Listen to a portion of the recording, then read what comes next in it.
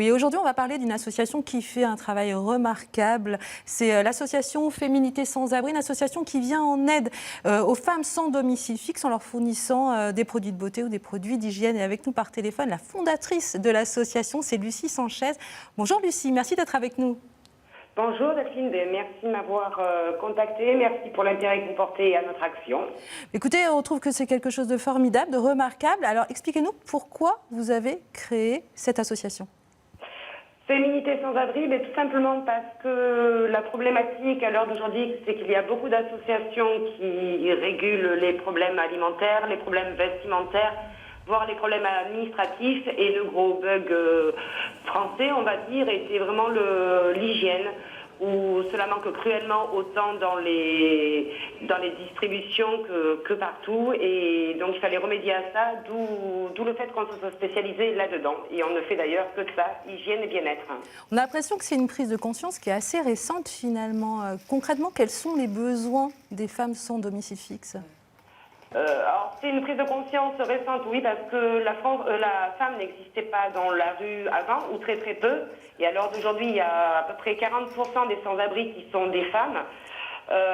Les besoins, ils sont relativement importants, non seulement par rapport au problème de la précarité menstruelle, de plus en plus, avec la société de consommation qui a augmenté un petit peu ses tarifs, on se retrouve avec une problématique d'étudiantes qui ne peuvent pas se payer des protections hygiéniques. On se retrouve avec beaucoup de femmes seules avec enfants, beaucoup de familles monoparentales.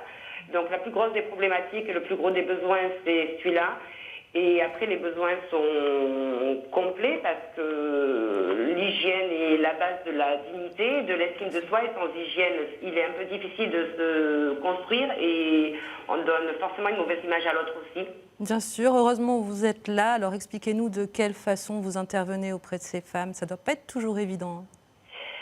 Alors moi j'ai commencé en fait un petit peu lors de ma rôde dans les rues de Bordeaux.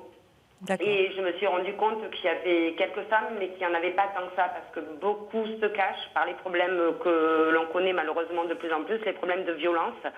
Ouais, donc la base a été sur la rue. On travaille avec des associations qui font également des maraudes et qui vont connaître d'autres secteurs ou qui vont aller chapeauter d'autres secteurs. On va travailler avec des CHRS, des foyers pour femmes, enfants, des foyers pour violences conjugales, des centres d'accueil d'urgence, des CCAS, parce que la précarité, on touche tout le monde.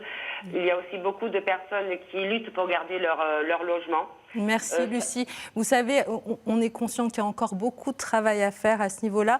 Ce que je vous propose, c'est qu'on se recontacte bientôt. En tout cas, on invite tous les téléspectateurs à consulter votre site internet, votre page Facebook. Merci beaucoup Lucie et bravo pour le travail que vous faites. C'est beau. Hein. Sur le terrain de l'Aquitaine. Fabuleux boulot. Merci à nos équipes qui sont bénévoles et qui luttent tous les jours pour mieux être. Vous avez raison, bravo. La parole, vous la prenez quand vous voulez. Vous êtes les bienvenus. 0805 383 383.